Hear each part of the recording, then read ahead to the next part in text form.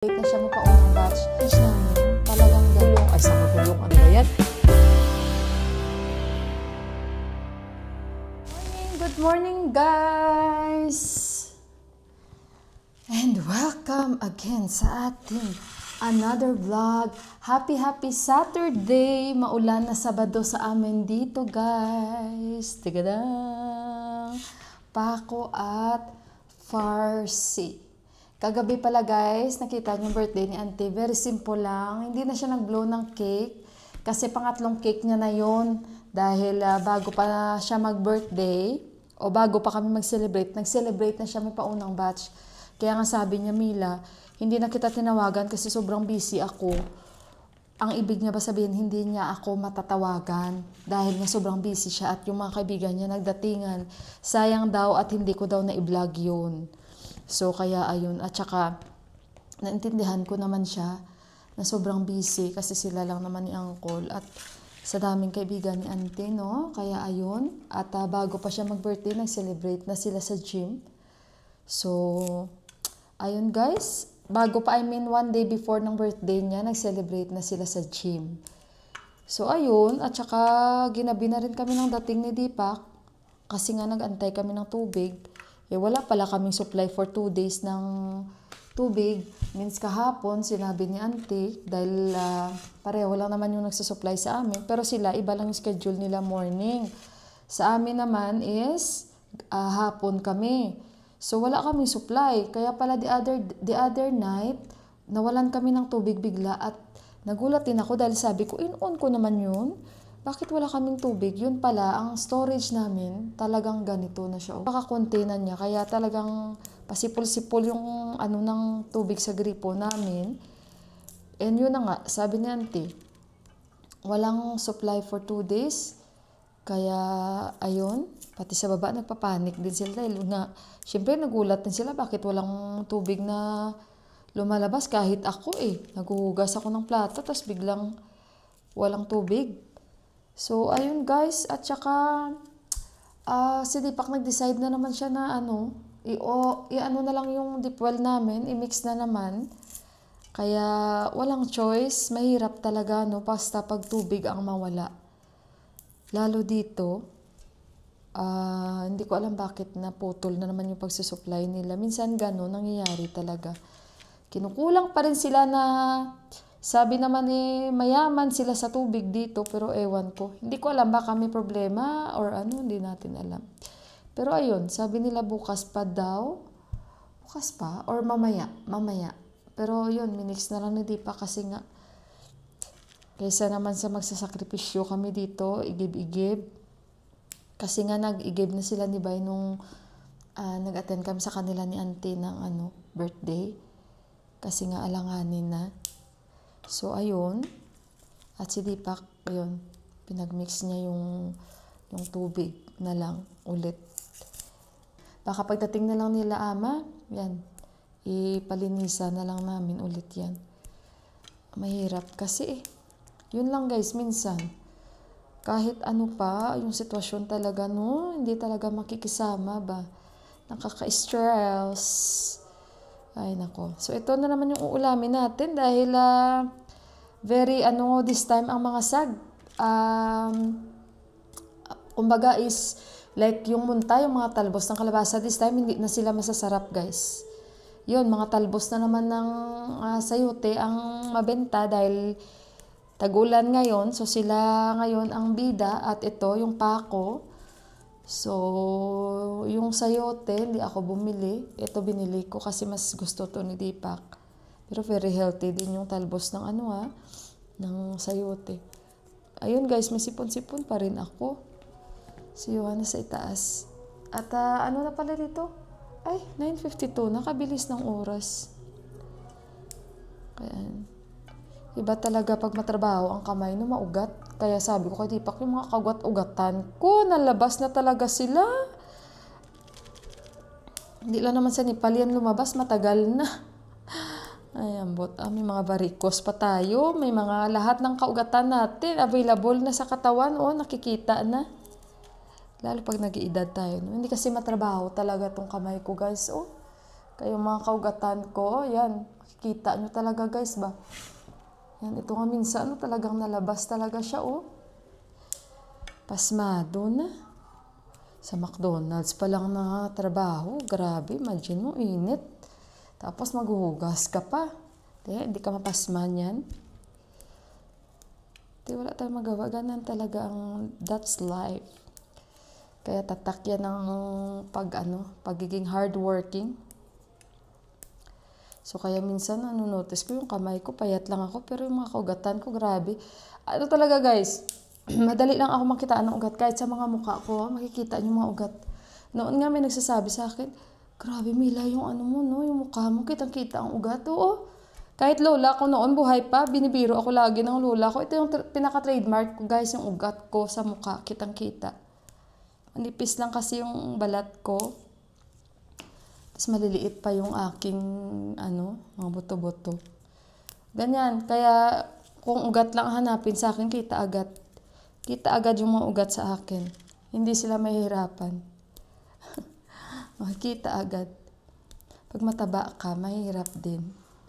Kasi, yung kaugatan mo, mahirap hanapin. Sana all mataba. Wish ko lang tumaba. Hindi ako tumataba.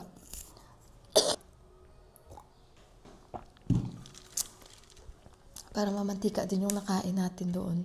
Masarap mga luto ni Uncle. Yung mga pagkain hindi ko na pinakita sa inyo guys kasi ganun din naman special na yan talaga sa kanila. Ang mga achar, alo achar, masarap yung mga luto ni Uncle guys. Si Uncle lahat nagluto. Mehoton, masarap. Kaya ayun, simple lang ang birthday ni Auntie. Wala naman masyadong grabihan, nasayawan, wala. Kasi pagod na rin sila. And galing pa ng trabaho si Uncle and si Auntie. At busy talaga sila. May mga pa si Auntie, no? At bukas may home service yan siya. So kaya ayun, hinati-hati na lang nila yung pupunta sa bahay nila. At least this time na siya, nag-celebrate siya kasama kami. Kasi minsan pag sobrang busy sila, hindi na sila nagse-celebrate. At kami lang naman guys, wala naman masyadong Yun lang ang nakakatawa. Kasi nga, yun nga no, dahil may kumbaga nag-propose lang. Siya na maipasayang pagkakaroon ng Panginoong asawa. Ambot, bakit ka pa magdadagdag sa dami ng problema ng bansang ito? Di lalo lang dumagdag ang problema. Nakakatawa yung mga reaksyon nila, hindi talaga sila papayag. Guys, malapit na pala sila darating ni Ama. Next month na guys. Ilang araw na lang. Beer na tayo. Grabe. Ang bilis. So magimahimay mo na si Inday Mila guys. At kayo ay upo lang kayo dyan, manood lang kayo dyan. Let's enjoy the day.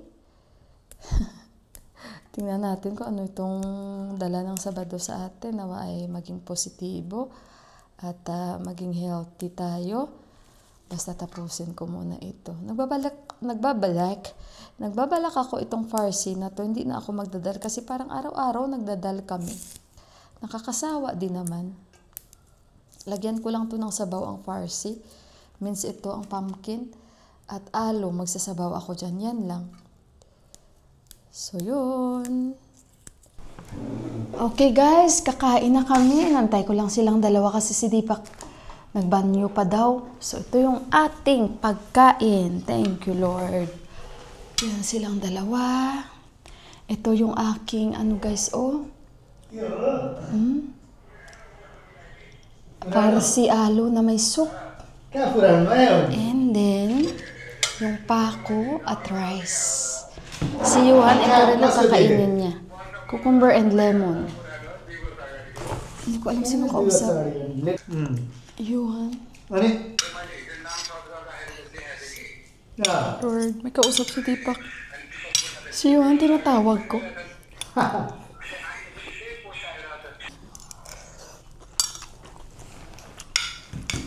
Simple lang. Mix.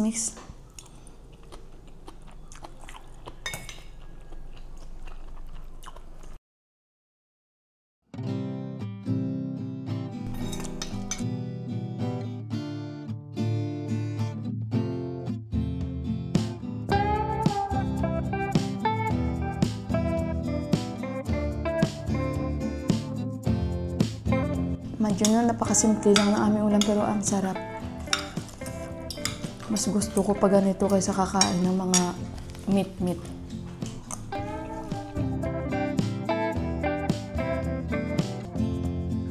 Guys, kakatapos lang namin ni Johan mag-snacks. Nag-ano kami guys, kumain ako ng momo, half plate lang. Tsaka si Johan nag-chowmin siya. So, nandito lang kami. Ito yung aming Sabado. And gloomy na naman ngayon guys, ang aming panahon. So, si Deepak ayun, kakalabas lang niya. Ay, hindi, kanina pa pala lumabas si Deepak. And alam nyo ba guys, ang ginagawa ko, nag-i-edit ako. And at the same time guys, alam nyo ba, nagda-download ako guys ng laro namin ni Johan ng Sims 4. Sinong naglalaro sa inyo dyan na Sims 4? Na-addict na kami sa laro na yan guys. Magmula sa Sims 1, Sims 2, Sims 3, naubos ko na ata. Sa ulado ko na rin yung mga lugar-lugar, mga mukha ng mga nilalaro ko. Ngayon yung Sims 4, so syempre medyo advanced siya, same sa Sims 3, pero mas advanced ito lalo. Makarelate lang ito sa akin guys, yung mga naglalaro din guys ng Sims, Sims 4. So ang ginagawa ko, ako ngayon, nagda-download ako ng mga mods. Ang problema ngayon guys, sa dami ko na i-download. So ayun, ngayon hindi ko na siya mabuksan. Dahil nagtotroubleshoot siya, siguro sa dami nang din-download ko. Lagot na naman ako nito mamaya kay Deepak. Dito lang kami sa bahay guys. At muni-muni, ganito, ganyan-ganyan. Tahimik yung Sabado namin. So mag-ingat kayong lahat. Maraming salamat pong muli sa lagi nyong pagsubaybay sa mga vlogs ko and lagi nyong pagbibigay oras sa pagbibigay komento and salamat sa mga wishes niyo kay auntie and sa lagi nyong pagbibigay ng mga likes and sa mga hindi po nag-i-skip ng ads. Maraming salamat po. Don't you worry guys, magkakaroon na rin tayo ng mga magagandang pangyayari o ganap-ganap dahil sila ni Ama ay yun, starting bukas, bilang na yung guys, mga araw dahil parating na talaga sila. Yan na yung buwan na darating sila. And ayun, bukas birthday ng mama ko. Happy birthday sa mama ko. Sana bisitahin niya ako mamaya sa panaginip ko.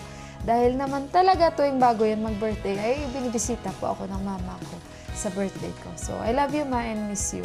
So, ayun guys, hanggang dito na lang. And salamat sa mga bago kong followers.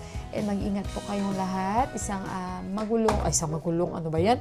Isang napaka-gloomy na Sabado sa amin. At guys, tahimik. So, ayun guys, baka kung ano-ano pa ang mga masasabi ko sa inyo. Sana gumana na itong Sims ko guys. Nag-troubleshoot talaga ba siya guys? Para ma-share ko sa inyo. Mapakita ko sa inyo ang aking magandang bahay. At mapakilala ko sa inyo yung aking pamilya sa Sims. 2 na anak ko guys sa Sims. So ayun, see you ulit sa aking susunod na mga vlogs. God bless you guys. Bye!